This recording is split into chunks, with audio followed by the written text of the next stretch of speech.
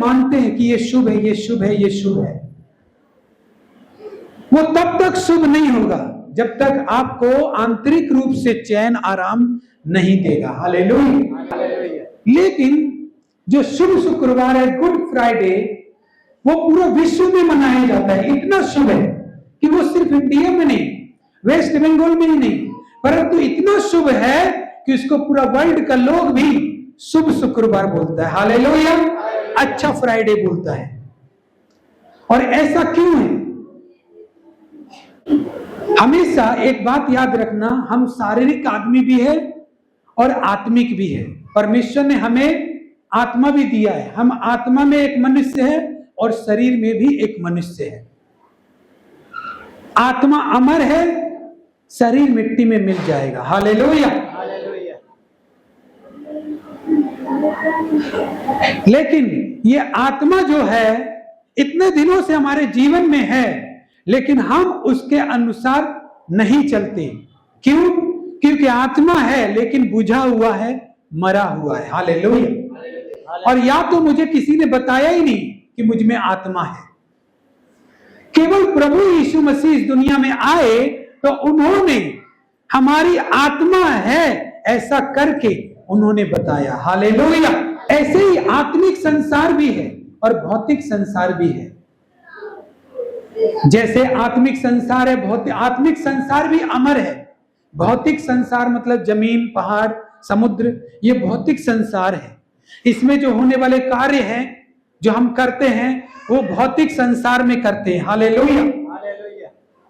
जैसे अपने बच्चों के लिए खाना खिलाना, अच्छे पढ़ाई लिखाई करवाना, ये हम भौतिक संसार के लिए करते हैं। उनके शादी ब्याह करना, उनके लिए घर बना कर देना, ये जो हमारा दौड़, इसमें जो दौड़ते हम, ये हमारा भौतिक संसार में हमारा बच्चा भी रहे उसके लिए ये दौड़ है।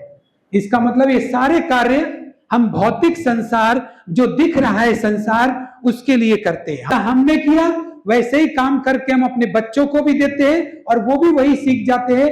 हमने जो किया वो भी वही करते हैं। लेकिन ये संसार पूरा भौतिक नहीं है। अगर ये भौतिक होता कि ये संसार, जमीन, पहाड़, समुद्र और इसमें होने वाली प्रक्रियाएं जो हम करते हैं ये एक दिन नाश हो जाएंगी, इसीलिए इसको भौतिक बोल सकते हैं। इसीलिए इसको भौतिक बोलते हैं। भौतिक मतलब जो हमारे देखने में आता है और जो नष्ट भी किया जाता है और जो बनता भी है। हालेलुया। तो ये पूरा भौतिक नहीं है। अगर भौतिक होता, सिर्फ दिखने वाला ही संसार होता, तो कोई बात नहीं है कि हम अपनी दौड़ में दौड़ते जा रहे हैं, एक बच्चे को बड़ा कर रहे हैं, स्कूल कॉलेज में पढ़ा रहे हैं, फिर उसके बाद उसकी शादी कर रहे हैं, फिर उसके बाद उसके नाती पोते कर रहे हैं, फिर उसके बाद उसको घर बना के दे रहे हैं और फिर अपना खत्म कहानी, उनका कहानी चालू। अगर ये भौतिक होता तो किसी भी धर्म का शुरुआत नहीं होता है। हालेलुया। चाहे वो कोई भी धर्म हो, क्योंकि अगर ये सब नष्ट हो जाने वाला ही है तो धर्म का जरूरत क्यों पड़े। समझ में आया बात? हालेलुया। किस किस को समझ में आया? जैसे मैं मरूंगा, मेरे बच्चे भी बड़े होकर वही काम करके फिर वो भी मरेंगे और सब अगर यहीं पर खत्म है, ये बिल्डिंग भी आज है, 100 साल बाद इसको तोड़कर नया बनाया जाएगा। समुद्र है, खाली करके उधर बिल्डिंग बना दिया जाएगा। नदी है, उसको खाली करके एक बिल्डिंग बना दिया जाएगा। तो जो नष्ट हो रहा है, बन रहा है, उसके लिए इतना ठटकरम क्यों, इतना ग्रंथ क्यों, धर्म का मौजूदगी क्यों? हालेलुया। धर्म का मौजूदगी फिर रहना गलत है। अगर ये सब मिट जाने वाला है, ये सब खत्म हो जाने वाला है, तो इसमें तो सभी खत्म हो जाएगा, फिर धर्म का जरूरत क्यों है? हालेलुया। आज भी एक आदमी, सब कुछ मिट जाने वाला है, सब कुछ खत्म हो जाने वाला है, फिर भी चोरी करने को बुरा काम बताता है, लालच करने को बुरा बता रहा है, फिर भी माता पिता के आदर ना करने को बुरा बता रहा है, व्यभिचार को बुरा बता रहा है, जबकि सब मिट जाने वाला है, खत्म ही हो जाने वाला है। तो कोई धर्म का भी उपार्जन नहीं होना चाहिए। और मुझे बुरा भी नहीं लगना चाहिए, क्योंकि इन सबको देखने वाला कौन है? मेरी चोरी को देखने वाला कौन है? मेरे व्यभिचार की आदत है, मुझे उसको देखने वाला कौन है? जब कोई है ही नहीं, सब खत्म हो जाने वाला है, तो किसको फर्क क्यों पड़ा है कि ये व्यभिचार मत कर, ये चोरी मत कर? या हम खुद अपने से बोलते हैं कि ये काम मुझसे नहीं होना था लेकिन हो गया। ऐसा क्यों हो रहा है? ऐसा डर क्यों आ रहा है यदि सब मिट जाने वाला है, खत्म हो जाने वाला है, जब सब कुछ खत्म है? क्यों? क्योंकि हमारे अंदर जो आत्मा है वो जानता है कि हम सदा मिटने वाले नहीं हैं। एक ऐसे अमर पर्सन से मिलने वाले हैं जो कभी नहीं मरता है, और हम भी कभी नहीं मरेंगे। चाहे नरक की आग में जले, चाहे हम स्वर्ग के सिंहासन के दाहिने हाथ या बाएं हाथ परमेश्वर हमको बिठाए, लेकिन हम मरेंगे नहीं, हमको पता है। हालेलुया।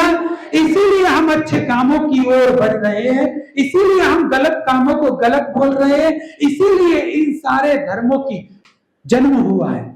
चाहे वो सही मार्ग में ले जाते हो या नहीं ले जाते हो, ये मैं नहीं बोल रहा हूं, लेकिन इतना सारा क्यों क्रिएशन हुआ इन चीजों का, जब कुछ है ही नहीं, सब मिट जाने वाला है, खत्म हो जाने वाला है? क्यों हुआ है? किसी न किसी आदमी के डर की वजह से हुआ है, जो ये जानता है कि वो नहीं मरेगा। चाहे मनुष्य उसकी बॉडी को दफना आए या जला आए, लेकिन वो नहीं मरेगा। हालेलुया। उसको पता है कि वो एक आत्मा भी है। हालेलुया। किस किस को समझ में आ रहा है बात? और जब ये मालूम हो जाता है तो समझ जाओ, ये सारा संसार भौतिक नहीं है, नष्ट होने वाला नहीं है। हालेलुया। इसमें आत्मा भी या आत्मिक संसार भी शामिल है। जब मेरे भाई बहन बुरा करने पर मुझे गले लगा सकते हैं, जब मेरा पड़ोसी भी मेरे गुनाह माफ कर सकता है, तो भी डर क्यों? क्योंकि हमको पता है इस भौतिक संसार में कोई भी स्वीकार कर ले मुझे, कोई भी गोद में बिठा ले मुझे, लेकिन जब तक मेरा सृष्टिकर्ता मुझे गोद में ना बिठाए और स्वीकार ना करे कि मैंने तेरा पाप क्षमा किया है, मत डर, तब तक शांति मिलने वाला नहीं। हालेलुया। हालेलुया। ये भी इसीलिए है, ये भी इसीलिए है क्योंकि हम जान रहे हैं कि आत्मिक संसार है, और आत्मिक संसार में यदि मैं स्वीकार किया नहीं गया तो फिर मैं किसी काम का नहीं, चाहे कितने भी बड़ा मेरा खानदान हो और मुझसे कितना भी प्यार करने वाला हो, परमेश्वर जैसी संतुष्टि मुझे कोई नहीं दे सकता। मेरे आंतरिक पीस मेरा बाहरी आदमी नहीं दे सकता, कोई भी आदमी कोई भी जगह नहीं दे सकता। मेरा आंतरिक पीस, मेरा आंतरिक शांति केवल परमेश्वर ही दे सकता है। हालेलुया। हालेलुया। इसीलिए परमेश्वर ने अपने पुत्र यीशु मसीह को भेजा और उसके द्वारा ये बतलाया कि हम सब परमेश्वर की रचना है। मत भूलो, सब कुछ नष्ट होगा, लेकिन तुम नष्ट नहीं होगे। तुम्हारे अंदर जो परमेश्वर का आत्मा है वो नष्ट नहीं होगा। लेकिन अगर तुम नष्ट करना नहीं चाहो तो हालेलुया। अब एक बात समझ लो, एक आत्मा जो कभी नहीं मरता, तो फिर उसका होता क्या है? तो जरूर उसका होता होगा, अगर आपका बॉडी यहां छोड़कर चले जाते हैं और आपका आत्मा कभी नहीं मरता, तो जरूर उसका कुछ ना कुछ होता होगा। जैसे मरने के बाद इस बॉडी को जला के आ जाता है, वैसे ही आत्मा को भी कहीं ले जाया जाएगा, कहीं खड़ा किया जाएगा और कहीं पर उसका बात होगा। हालेलुया। कहीं पर उसका बात होगा। तो जब उसका बात होगा तो मैंने आत्मा के लिए कुछ भी नहीं किया, मैंने सिर्फ इसलिए किया कि मेरे बच्चे बुढ़ापे में ना बोलने पाए। मेरे पिता ने कुछ नहीं किया मेरे लिए, सब कुछ किया है मेरे लिए, ऐसा बोलने पाए। हालेलुया। तो वो बोल देते हैं, वो रोते भी हैं अपने माता पिता के लिए जब वो उनको छोड़ के चले जाते हैं। शमशान घाट या कब्रिस्तान या कहीं भी जाते हुए विदा करके आते हैं, पूरी तरह से बाकायदा हजारों की तादाद में पैसा खर्च करते हैं और उनके लिए बड़ी बड़ी दावतें करते हैं और जता देते हैं कि मेरा बाप मेरे लिए बहुत कुछ करके गया। हालेलुया। तो उनके लिए तो करके गया, इसीलिए उन्होंने किया। परमेश्वर पूछेगा तूने अपने आत्मा के लिए क्या किया? हालेलुया। हालेलुया। तूने आत्मा के लिए क्या किया? तूने शरीर के लिए किया, लेकिन आत्मा के लिए तूने क्या किया? कुछ तो किया नहीं प्रभु। शुरू से लेकर लास्ट तक तूने सिर्फ और सिर्फ, चाहे अपनी पत्नी हो, बच्चे हो, चाहे अपने आप को, वो शरीर को जो कुछ भी जरूरत है उसी के लिए किया। मतलब सिर्फ शरीर के लिए किया तो शरीर तो नष्ट हो गया। अब वो तो ना आ रहा है जिंदा होके, ना मैं उसके लिए कुछ कर सकता हूं। लेकिन जो तू मेरे पास आ गया, मैं तेरा क्या करूं? तूने तो ऐसा कुछ किया नहीं कि जो मैं तेरा कुछ कर सकूं। Hallelujah, hallelujah. तुझे कहां रखूं मैं? तुझे अपने घर में रखूं या घर से निकाल दूं? तुझे मैं बाहर फेंक दूं या अंदर रख लूं? उसके लिए तो तूने कुछ किया नहीं। तूने तो कोई घर मेरे यहां पर बनाया ही नहीं कि मैं यहां पर बोलूं ले तेरा घर ये है, तू इसमें रहे। तूने तो जमीन पर बनाया और जहां पे तू अब नहीं जा सकता। Hallelujah, hallelujah. एक पंछी देखा ना, पंछी भी अपना घोंसला बना लेता है। लेकिन आपको एक ऐसा प्राणी है जिसके बारे में बताऊंगा, उसको आप रियल में शहर में रहते ना तो नहीं देखते आप, लेकिन बंदर को देखना, बहुत ऊंचा ऊंचा छलांग लगा लेता है। वो ऊंचे ऊंचे पेड़ पर चढ़ जाता है, किसी का भी सामान छीन कर खा भी सकता है। लेकिन जब बारिश होता है ना तो पेड़ के पत्तों के पीछे छिपा हुआ भीगता रहता है। उसको इतना भी नॉलेज नहीं होता कि मुझे एक घर का भी जरूरत है। हालेलुया। साइंस सही बोलता है। क्या बात सही बोलता है? ये नहीं बोलते हम कि बनमानुस था आदमी, ये सही बोलता है। हम ये बोल रहे कहीं मायने में साइंस जो बोलता है कि आदमी बंदर है, सही में बंदर है। जब आत्मिक आदमी आपके शरीर को छोड़ेगा तो परमेश्वर अंदर लेगा कि तेरा घर ये है, या बाहर फेंक देगा, या तू कहीं कहां जाएगा? तू एक ऐसा चिड़िया के समान तेरा आत्मा हो जाएगा कि पैर रखने के लिए कोई डाली नहीं है, सिर्फ उड़ता चल, उड़ता चल। हालेलुया, सिर्फ उड़ता चल।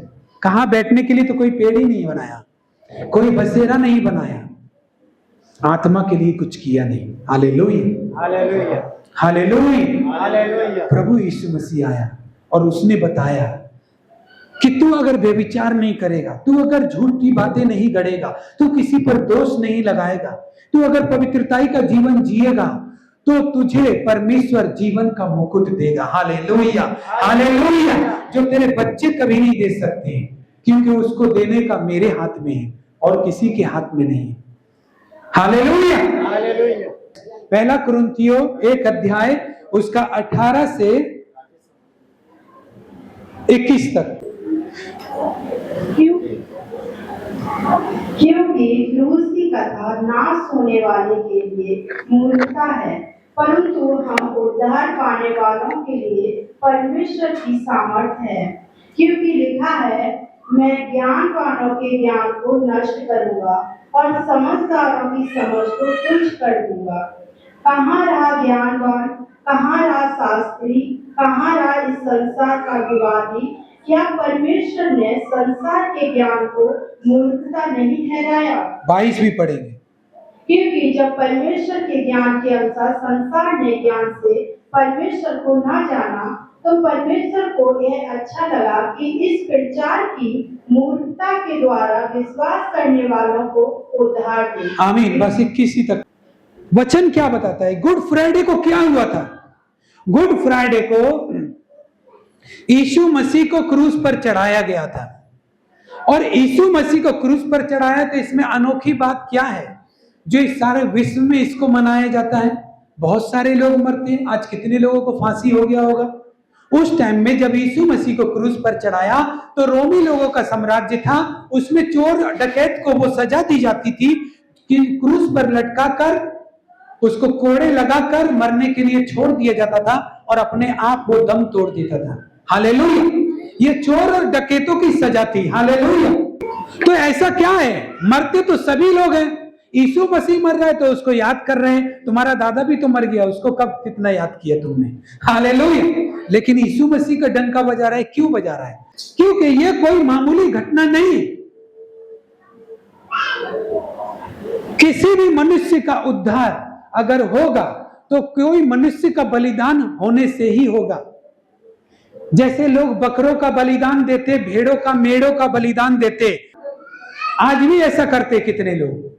लेकिन सचमुच वो बलिदान से आपका पाप क्षमा नहीं होता है। वो बलिदान से आपका पाप क्षमा नहीं होता। क्यों? पाप आपने किया और मारते आप किसी और को है। हालेलुया।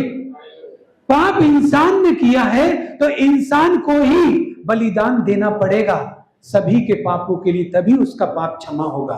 और एक बात याद रखो, जब तक आपका आत्मिक संसार में स्वीकार नहीं किए जाओ आप, तब तक आपका पाप क्षमा नहीं है। हालेलुया।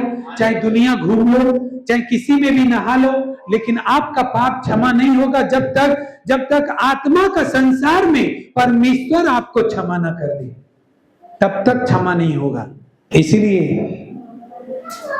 क्रूस पर जो यीशु मसीह मरा, आज लोग इसीलिए उसको एक मूर्खता की कथा समझते हैं।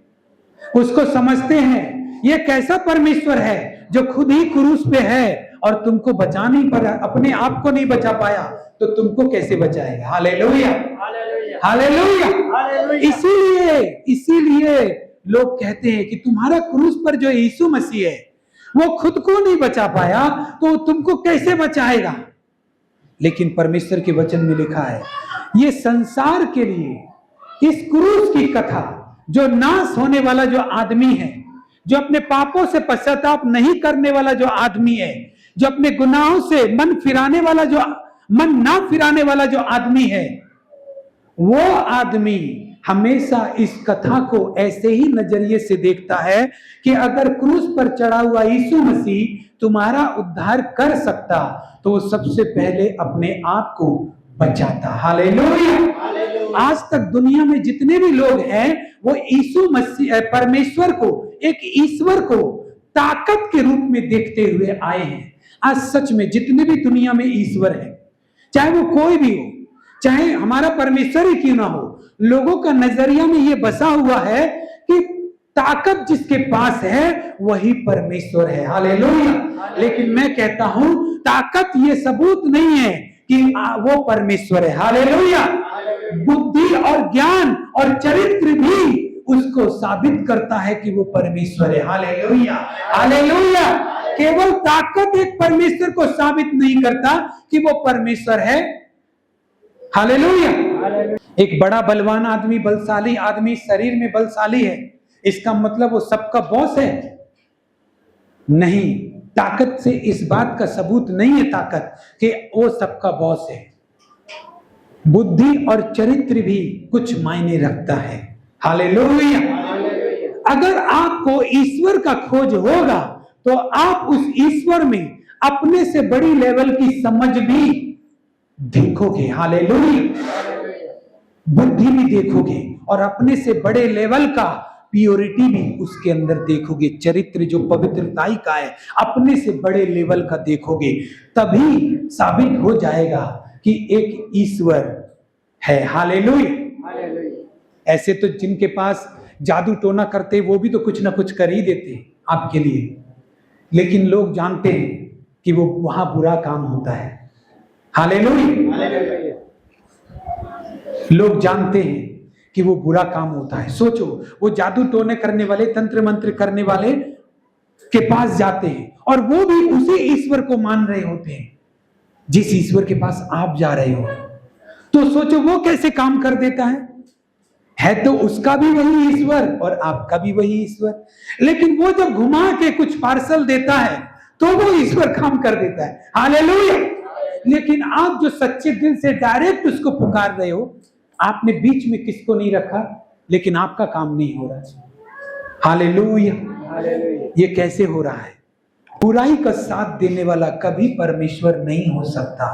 Hallelujah, hallelujah. चरित्र भी बहुत मायने रखता है एक परमेश्वर के लिए। जो चीज परमेश्वर कहता है कि ये पाप है, उसको वो खुद नहीं कर सकता और ना ही करने वाले से खुश हो सकता है कभी भी। हालेलुया। मतलब दूसरा आदमी घुमाकर उसको कुछ भी दे तो वो काम आपके लिए कर देता है और आप डायरेक्ट उसको पुकार रहे तो वो काम नहीं कर रहा। हालेलुया। लेकिन बाइबल का परमेश्वर ऐसा नहीं है। हालेलुया। उसने सबको बोला कि मांगोगे तो तुमको दिया जाएगा, हालेलुया। ढूंढोगे तो तुम पाओगे, खटखटाओगे तो तुम्हारे लिए खोला जाएगा, चाहे वो तुम कोई भी हो, हालेलुया। तो क्रूस की कथा, जो नाश होने वाले लोग हैं, जो सिर्फ ताकत को ही एक सबूत मानते हैं कि परमेश्वर ताकतवर होना चाहिए, तो परमेश्वर के समझदारी के काम जो बड़े लेवल के हैं, जो किसी ने भी नहीं किए, वो समझ में नहीं आने वाले, हालेलुया, हालेलुया। हम परमेश्वर का धन्यवाद करते हैं कि इस काम को जो उसने क्रूस पर करके दिखाया, जिसको कोई नहीं कर सकता, उसको हम लोग समझते हैं, हालेलुया, हालेलुया। ताली बजाकर प्रभु का धन्यवाद करो। हम समझ रहे कि हमारा प्रभु एक ताकतवर ही नहीं, बल्कि सबसे समझदार प्रभु भी है, हालेलुया, हालेलुया। वो जानता है कि मनुष्य का पाप का उद्धार करने के लिए मनुष्य को बलिदान होना पड़ेगा, लेकिन परमेश्वर इतना सीधा और इतना खरा कि वो चाहे तो किस मनुष्य को मरने के लिए भेजेगा, किसको भेजे। क्या आज बच्चे पैदा नहीं होते? बच्चा पैदा ही होते ही परमेश्वर बोल दे तुझे मरना होगा दूसरों के लिए, लेकिन नहीं बोल सकता परमेश्वर। परमेश्वर अपने स्वार्थ के लिए किसी मनुष्य का जीवन को